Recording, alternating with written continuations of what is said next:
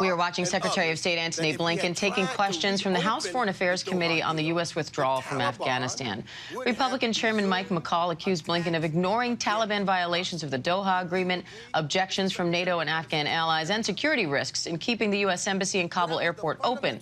He says the committee's investigation found the administration had plenty of opportunity to prepare for the inevitable collapse of Afghanistan, but treated terrorists as diplomatic partners and created an environment ripe for chaos.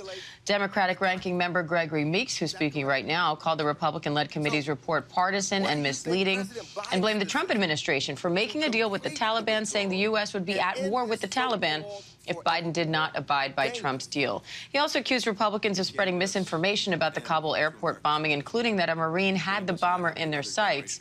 And Secretary Blinken, for his part, said his thoughts are with the families of the service members who lost their lives. He even turned to address those who are in the hearing.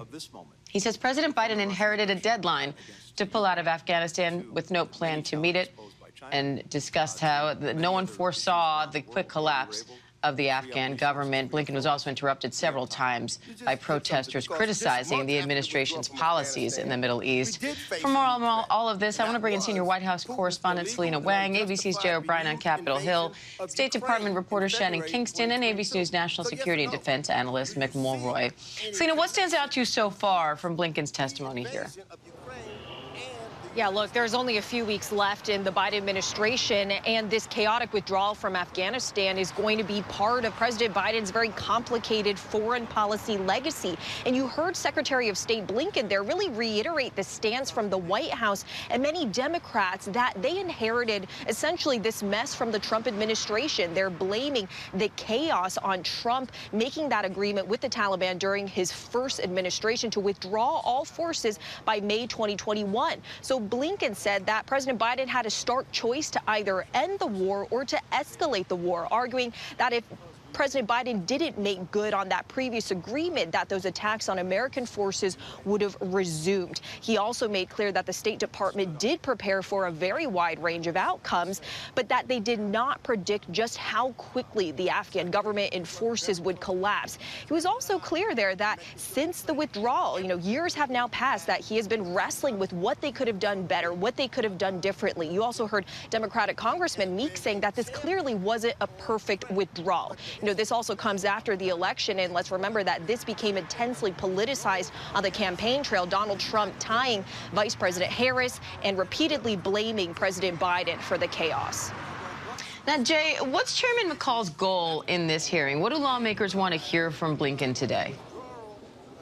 Well, remember, this is months in the making, Diane. They had subpoenaed Tony Blinken to sit before this committee. For months, this committee even voted to hold the Secretary of State in contempt of Congress because they couldn't find a date that worked for both parties for Blinken to testify, and they accused him of trying to dodge this testimony and defying a subpoena from this panel. Blinken said that there were just scheduling issues and all of this, and he pointed to the fact that, look, he's addressed the Afghanistan withdrawal more than a dozen times in different testimonies before Congress. Nonetheless, Congress never ultimately voted itself as a body, the House, to hold Blinken in contempt, and now he's here testifying before this panel. When you talk about what lawmakers want, they want to push Blinken on really what they've uncovered in this report, the House Foreign Affairs Committee says, particularly the Republicans on this panel. And the biggest flashpoint so far is something that you just referenced, which is McCall pushing Blinken on why the embassy in Kabul wasn't closed, despite what McCall characterizes as, quote-unquote,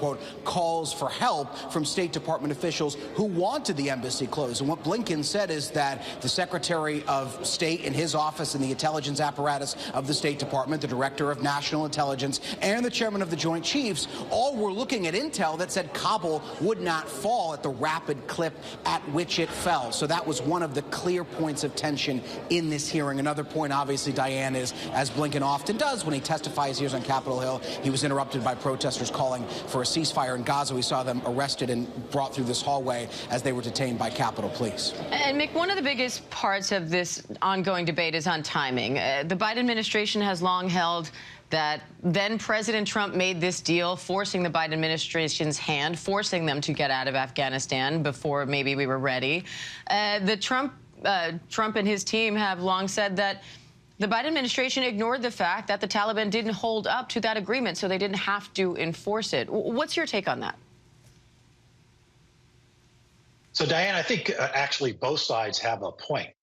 Negotiating with the Taliban at the exclusion of the Afghan government was certainly a flaw in the negotiations. Trusting a group that had no credibility when it comes to trusting is another. And then, of course, as the Taliban started to do things against the actual agreement, that in every agreement sense would allow the U.S. to pull out.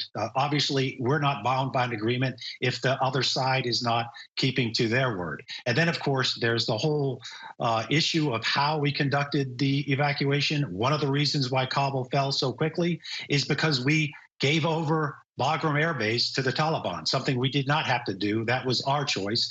And once that happened, then Kabul became very precarious when it came to the Taliban moving in and causing what they did cause. And Shannon, what about these questions about what was left behind, classified documents left behind, the degree to which the embassy was left open and delayed closing, and other compromises by the State Department here? What do you make of that? Right, well, there's still some mystery surrounding that. We do know that it was a mad dash to really burn and get rid of all of the classified information that was in that embassy. Now, the State Department does say that it was eliminated, that they are secure, that they left once everything was cleared out. But those questions, those are still remaining, and you saw Chairman McCall bring up that infamous cable. That was an urgent message from those embassy employees saying that they were not in a good position to evacuate if the Taliban were to take over Kabul, as they ultimately did. Now, McCall asserted that Blinken didn't do anything once he got that message, but we do know that they ramped up efforts to evacuate Americans. But the withdrawal was still chaotic, and they've tried to learn lessons from it, but it's still unclear whether they can apply all of them. All right, Selina, Wang, Jay O'Brien, Shannon Kingston, and Mick Mulroy, thank you.